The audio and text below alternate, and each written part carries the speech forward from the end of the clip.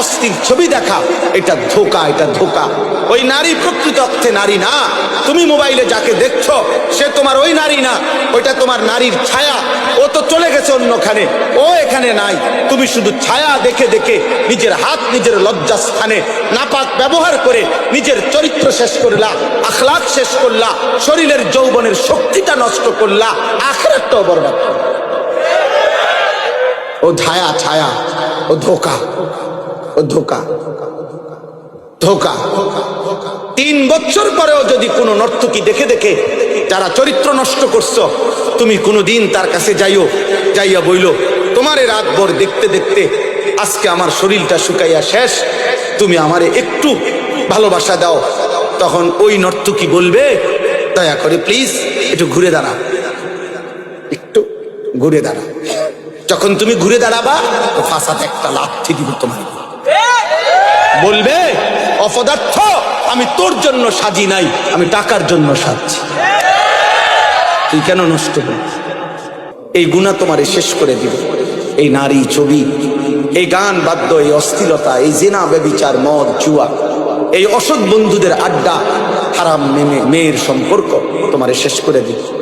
তাইলে এই জন্য বলি, দুনিয়া 1000 বার পেলেও সবটাই ধোঁকা। এই আছে, এই হাসে তোই কাঁদ, এই হাসে তোই কাঁদ। আমি একদিন কুমিল্লা ক্যান্টনমেন্টে এক ছেলেরে দেখছি, খুব সুন্দর মোটরসাইকেল দিয়ে সে ফাঁ করে ছাড়ছে। এখানে দেখছি খুব মৌজে আছে, কাবিলা পর্যন্ত গেছি, আমার গাড়িও পিছন দিয়ে গেছি, দেখছি মানুষের জট। দাঁড়াই, এই বাংলা দিয়ে খবর দেখি, এই ছেলেটাই আপনার কভার্ড ভ্যানের মধ্যে এমন জোরে বাড়ি দিছে, এই পাওটা আলগা হয়ে গেছে। আমার চোখে দেখছি। আমি সিলেট আমার এক মাহফিলে এরকম আমারে আরো আগে মোটরসাইকেল দিয়ে নিতে গিয়ে ছেলে 2 মোটরে, তারাই যারা নিতে আসছে, ওদের একজনের মোটরসাইকেলে ধাক্কা লাগে আরেকজন পইরা 2টা দাঁত জাগাত করে গেছে ভাঙ্গা। আমি কক্সবাজার দেখছি, মহেশখালী মাহফিলে যাইতে সময় এই যুবক আমার নিষেধ করার পরেও মোটরসাইকেল দিয়ে নিতেছে, বারবার নিষেধ করছে। এর মধ্যে একটা ছেলে এই স্লিপ খাইয়া রাস্তার সাইডে পড়ে গেছে কোনোভাবে। এই জন্য আমি এটা পছন্দ করি। বর্তমান আমি আমার শায়েখ আল্লামা মুফতি মুশতাকুর নবী কাসিম হযরত সহ গত কয়েকদিন আগে সিলেট ছিলাম। একসাথে দুপুরবেলা আমরা একটা মোটরসাইকেলের শোরুম উদ্বোধন করছিলাম। তো ওইখানে বক্তব্য, সামান্য একটু বক্তব্য দিছিলাম। দিতে গিয়ে আমি বলছিলাম, আপনাদের কাছে আমার অনুরোধ, কিশোর নওজোয়ানদের কাছে মোটরসাইকেল দিতে একটু সতর্ক হওয়া উচিত, যে বাস্তবিক অর্থে সে প্রয়োজনে নিচ্ছে না বিনা কারণে। কারণ কিশোর নওজোয়ান ছেলেদের বর্তমানে এই মোটরসাইকেলের এই অস্বাভাবিক দ্রুত গতির চলার কারণে প্রতিনিয়ত ওরা অ্যাক্সিডেন্ট হচ্ছে। আশ্চর্য হবে না, এই আমার বক্তব্যের 5 মিনিট পরে আমার পরে একজন বক্তব্য দিচ্ছেন, উনি একটি প্রাইভেট মেডিকেল কলেজের চেয়ারম্যান, মেডিকেল কলেজে। উনি বক্তব্য দিয়ে সাথে সাথে এটা বললেন যে আমি হুজুরের কথার সাথে শতভাগ একমত। তা আমাদের এই মেডিকেল কলেজে প্রতিদিন যে পরিমাণ রুগী আইসিইউতে থাকে, তার 90% আইসিইউ রুগী সব নওজোয়ান মোটরসাইকেল বাইকে আহত। এই পরিমাণ অ্যাক্সিডেন্ট করে যে বাড়ির লগে লগে প্রথমেই আইসিইউতে ঢুকাই। এই জন্য প্রিয় নওজোয়ান, কে দেখে তোমার মোটরসাইকেল? কে দেখে? কারে দেখাও? মানুষে দেখবার আগে তো তুমি এত জোরে ছাড়ছো, বেটা তো দেখবার আগে তুমি গেছো গা লালমাই ফার হইয়া, বাগমারা ফার।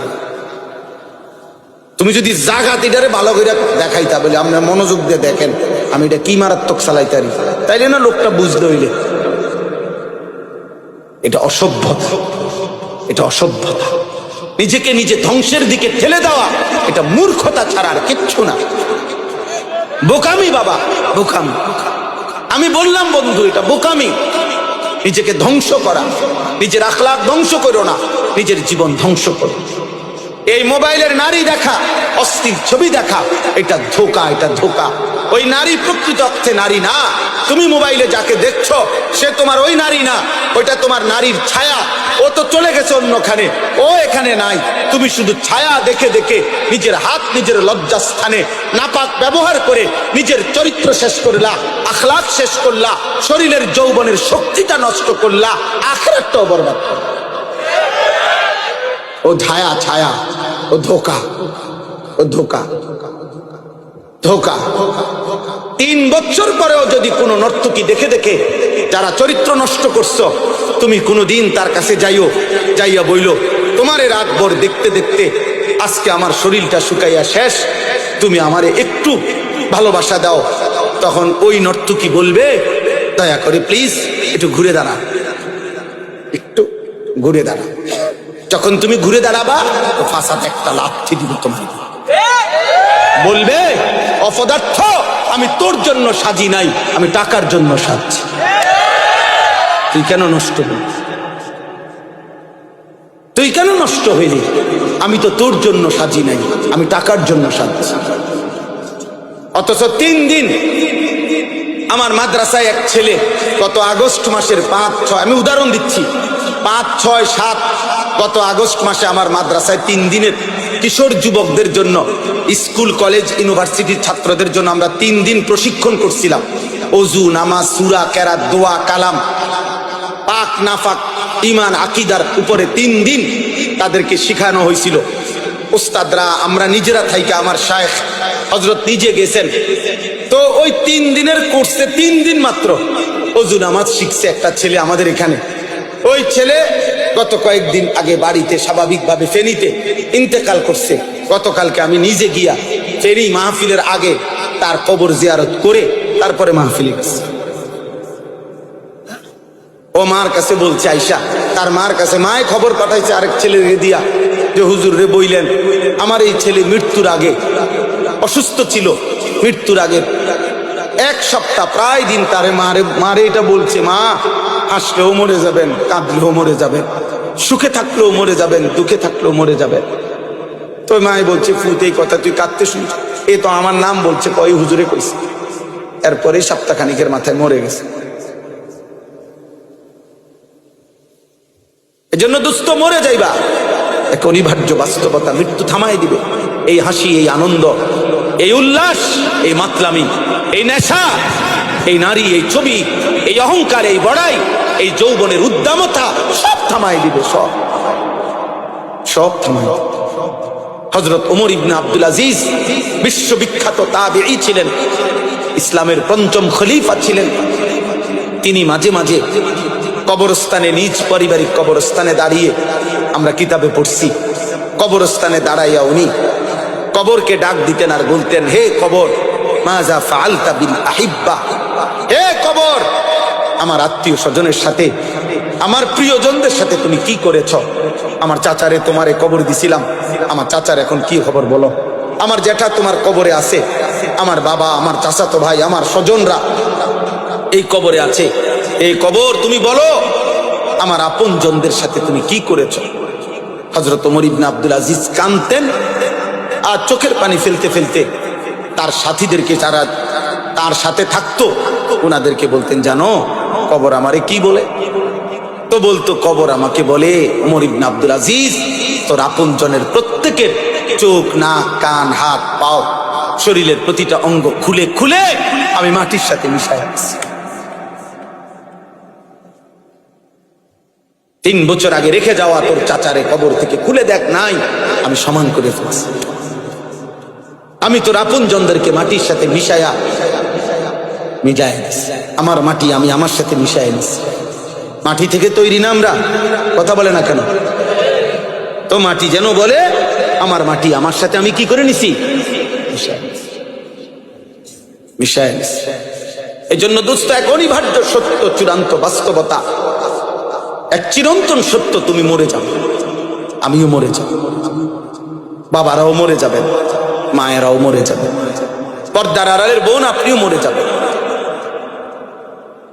এজন্য অভিভাবক যারা আছেন, ছেলেকে ফিরান, মেয়েকে ফিরান, স্ত্রীকে ফিরান।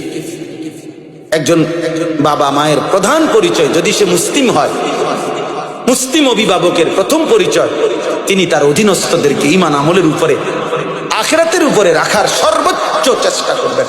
এটা হলো মূল বিষয়।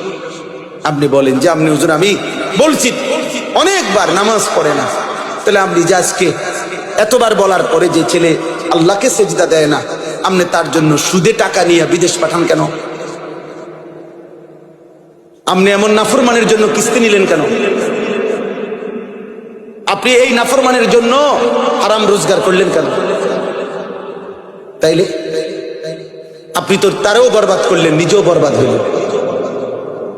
আপনি বুঝাপড়া করেন তার সাথে, এই জন্য খামখেয়ালি করলে, মস্কারি করলেও না। আখেরাত আমার কাছে হিসাব না, আল্লাহর কাছে।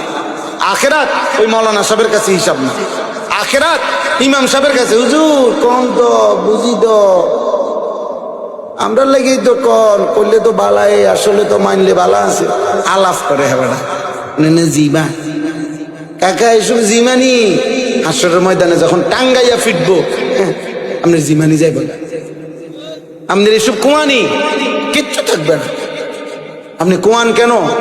আপনার স্ত্রী সন্তানের ঈমান, আমল, সেজদা, নামাজ, বন্দেগী, আল্লাহর কসম এটা আপনার দায়িত্ব, আপনার জিম্মাদারি। আপনি বুঝাপড়া করেন, আপনি বুঝাপড়া আপনি পারবেন। আল্লাহ তাআলা বান্দার সাধ্যের অতিরিক্ত কোনো বিধান চাপিয়ে দেন নাই। এই যে আমি এখন শুনাইতেছি, এই শেষ আমার। আল্লাহ তাআলা বলেন, অতএব হাজারবার দুনিয়া দিলেও আমি সন্তুষ্ট, এটা প্রমাণ করে না। এই কথাটা বুঝছেন কিনা বলেন? তাহলে দুনিয়া প্রাপ্তি আল্লাহর সন্তুষ্টি, কথা বলেন। দুনিয়া পেলে আল্লাহ সন্তুষ্ট বুঝায় না, তাহলে আল্লাহ সন্তুষ্ট কিসে? আল্লাহ বলেন, আমি বলছি শুনেন, ইন্নাল্লাযীনা হুম মিন খাশিয়াতি রাব্বিহিম মুশফিকুন। এক নাম্বার, হৃদয়ে যার আল্লাহর ভয়ে কাঁপতে থাকে, হৃদয়ে যার আল্লাহর ভয়ে কাঁপে, আল্লাহ বলেন আমি তার প্রতি সন্তুষ্ট। তাহলে এক নাম্বার, হৃদয়ে যার কার ভয়? আল্লাহ। আল্লাহ, আমার আল্লাহর সামনে আমাকে যাইতে হবে। ওয়া আম্মা মান খাফা মাকাম রাব্বিহি ওয়া নাহান নাফসা আনিল হাওয়া ফাইন্নাল জান্নাতা হিয়াল মাওয়া। আল্লাহ বলেন আল্লাহর সামনে দাঁড়াইতে হবে, এই ভয় যে করে, গুনাহ ছেড়ে দেয়, নিশ্চিত জান্নাত তার ঠিকানা।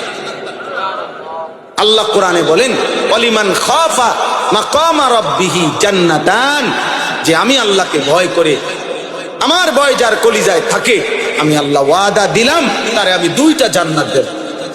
তার মানে তারে আমি দ্বিগুণ নিয়ামত দেব, দ্বিগুণ জান্নাত দেব। আল্লাহ আমাদেরকে তৌফিক দান করেন। ওয়াল্লাযীনা হুম বিআয়াতি রাব্বিহিম ইউমিনুন। 2 নাম্বার, আল্লাহ তাআলা বলেন আল্লাহ পাকের সমস্ত আয়াত, সমস্ত আহকাম, কোরআনের সমস্ত বিধান, নবীর সমস্ত তরিকা, আল্লাহর সমস্ত বিধানগুলোকে যে সর্বান্তকরণে মেনে নিচ্ছে, গ্রহণ করছে, ঈমান রাখছে, পালন করছে, আল্লাহ তাদের প্রতি সন্তুষ্ট হয়ে আছে। 3 নাম্বার, ওয়াল্লাযীনা হুম বিরাব্বিহিম লা ইউশরিকুন। কোন অবস্থাতেই যারা আল্লাহর সাথে শিরিক করে না, এক বিন্দু, তাদের প্রতি আল্লাহ সন্তুষ্ট হয়ে আছে। 4 নাম্বার, ওয়াল্লাযীনা ইউতুনা মা আতাউ। সুবহানাল্লাহ। আল্লাহ বলেন যারা আল্লাহর দেওয়া সমস্ত নিয়ামত, সমস্ত নিয়ামত, শরীর, স্বাস্থ্য, জীবন, যৌবন, সুস্থতা, অর্থ, সম্পদ, স্ত্রী, সন্তান, ছেলে মেয়ে, বাজার, ব্যবসা, আয়, রোজগার, বাড়ি, জমি, বিল্ডিং, দালান, ক্ষমতা, প্রভাব, প্রতিপত্তি, যা আল্লাহ দিছেন, ইউতুনা মা আতাও, সবকিছু আল্লাহর পথে ব্যয় করে, আল্লাহর হুকুম মতে ব্যয় করে, আল্লাহ আল্লাহর রাসূলের বিধান মতে ব্যবহার করে। আল্লাহ বলেন অকুলুবুহুম ওয়াজিলাতুন আন্নাহুম ইলা রাব্বিহিম রাজিউন। এই 4টি কাজ করে। 1, আল্লাহকে ভয় করে। 2, আল্লাহর সব কথা মেনে নেয়। 3, আল্লাহর সাথে শিরিক করে না। 4, আল্লাহর দেওয়া সব নিয়ামত আল্লাহর হুকুম মতেই ব্যবহার করে, ব্যয় করে। আল্লাহ বলেন এই 4টা ঠিক ঠিক মতো করেও অকুলুবুহুম ওয়াজিলাতুন আন্নাহুম ইলা রাব্বিহিম রাজিউন, অন্তরে অন্তরে আবার অহংকার করে না, বরং এই ভয়ে ভয়ে থাকে যে হায় আমাকে তো আল্লাহর সামনে ফিরতে হবে, হাসরের ময়দানে দাঁড়াইতে হবে, মিজানের পাল্লায় আমার আমল ওজন হবে, আমল নামা দেওয়া হবে, ফুলসিরাত পার হইতে হবে। হায় আমার জানি কি হয়, আমি পারবো কিনা, আমার নেকি বাড়বে কিনা, আমল নামা ডান হাতে দিবে কিনা, ফুলসিরাত পার হইতে পারবো কিনা, এই ভয়ে ভয়ে যে জীবন কাটায়, উলাইকা ইউসারিউনা ফিল খায়রাত ওয়া হুম লাহা সাবিকুন। আল্লাহ বলে তারাই কল্যাণের পথে দ্রুত গতিতে এগিয়ে যাচ্ছে এবং জান্নাতের পথে পৌঁছেই গেছে। তারা যেন জান্নাতের দুয়ারে ঢুকে গেছে, এবার ফেরেশতা দরজা খুললেই জান্নাত। শেষ কথা হলো ওয়ালা নুকাল্লিফু নাফসান ইল্লা উসআহা। আল্লাহ বলেন বান্দা তুমি ঘাবড়াইও না, ছোট কিংবা বড়, সুস্থ কিংবা অসুস্থ, দুর্বল কিংবা সবল, জওয়ান কিংবা বৃদ্ধ, ধনী কিংবা গরিব, শিক্ষিত কিংবা অশিক্ষিত, সকলেই আমার বিধান মানতে পারবা। কেন? ওয়ালা নুকাল্লিফু নাফসান ইল্লা উসআহা। কাউকেই আমি আল্লাহ তার সাধ্যের অতিরিক্ত কোনো বিধান চাপিয়ে দেই, বিধান চাপিয়ে দেই না। আল্লাহ তাআলা বলেন ওয়ালাদাইনা কিতাবুন ইয়ানতিকু বিল হক ওয়া হুম লা ইউজলামুন। তাইলে এক নাম্বার হলো সাধ্যের অতিরিক্ত কোনো বিধান আমি আল্লাহ দেই নাই। দুই নাম্বার, কেউ ফাঁকি দিবারও কোনো সুযোগ নাই। প্রত্যেকের আমল নামা আমি আল্লাহর পক্ষ থেকে আমার ফেরেশতারা লিপিবদ্ধ করছে। ওই আমল নামায় কিয়ামতের দিন তোমার জন্য কথা বলবে, তোমার নেকিও শোনাবে, তোমার গুনাহও শোনাবে। একটা নেকিও কম হবে না, একটা গুনাহও বেশি হবে না। অতএব বান্দা তুমি তোমার আমল নামা হিসাবেই হাসরের ময়দানে প্রতিদান পাবে, হয় জান্নাত নয় জাহান্নাম। তোমার জিন্দেগি, তোমার আমল, তোমার রাত, তোমার দিন, তোমার সকাল, তোমার দুপুর দিয়েই তোমার আখিরাত তুমি সাথে। অতএব আমার শেষ কথা, প্রিয় কিশোর নওজোয়ান, আমি অনুরোধ করছি দোস্ত, হযরত মাওলানা কষ্ট করে এসেছেন, মেহেরবানি করে আল্লাহর ওয়াস্তে এমন একটা সুন্দর পরিবেশ নষ্ট করো না বাবা। দয়া করে অনুরোধ করছি, আমি অনুরোধ করছি, উঠাউঠি হুড়াহুড়ি করো না, কেউ হুড়াহুড়ি করো না, কাউরে, আমারেও না, কাউরে কষ্ট দিও না। দয়া করে মুসাফা করার জন্য ঠেলাঠেলি ধাক্কা ধাক্কি করলে হবে না। আমি মুসাফা করব না কারোর সাথে, কোনোভাবেই না। আমি অনুরোধ করছি সবাই মিলে মহব্বতের সাথে বসে আল্লাহর কথা শুনতে থাকেন। আর কিশোর নওজোয়ান ভাই, আমার আবারও অনুরোধ করছি, তুমি যদি আমার কোনো উপকারে না আসো, এই দেশ, এই জাতি, এই পৃথিবী, এই জগৎ, এই সংসারের কোনো কল্যাণে যদি তুমি নাই আসো, কিছু যদি না করো, নিজের ক্ষতি করো। তো আগার মেরা নিহি বনতা না বন আপনা তো বন, নিজের ভালো করো বাপ। এই গুনাহ তোমারে শেষ করে দিবে। এই নারী, ছবি, এই গান, বাদ্য, এই অশ্লীলতা, এই জিনা, ব্যভিচার, মদ, জুয়া, এই অসৎ বন্ধুদের আড্ডা, হারাম মেয়ের সম্পর্ক তোমারে শেষ করে দিবে। অতএব দয়া করে ইনসাফ করো নিজের উপরে, নিজের আখলাক, নিজের চরিত্র হেফাজত করো, আখিরাতের ফিকির করো। দুনিয়াও তোমারে স্মরণ করবে, আখিরাতে মহান আল্লাহও জান্নাত দিয়ে দেন। আল্লাহ আমাদেরকে তৌফিক দেন। আজকের এই মুবারক মাহফিল আল্লাহ কবুল করেন, আমিন। সুবহানাল্লাহি ওয়া বিহামদিহি।